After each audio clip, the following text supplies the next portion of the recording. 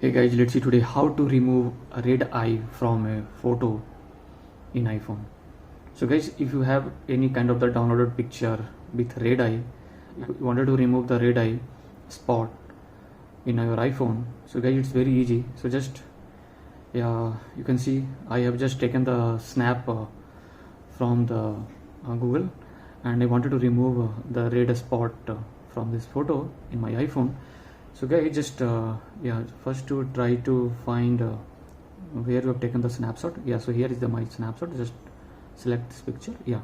Now guys, you can see over here the right top corner edit option is coming. Just tap on it, and now guys, from the edit, and you can see that you can that one eye icon. Just select, tap on it, and now guys, from at the bottom you can see that tap each red eye. So just try to tap on each red eye, just so you can see, and on similar way you can just hit here.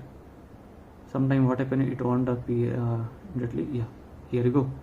So now guys, we have successfully removed the red eye spot from the photo. So this way guys, you can also go and try. You can also remove that red spot eye from the photo, any downloaded photo, any screenshot. So guys, thanks for watching my video. Please do subscribe my channel. Thank you.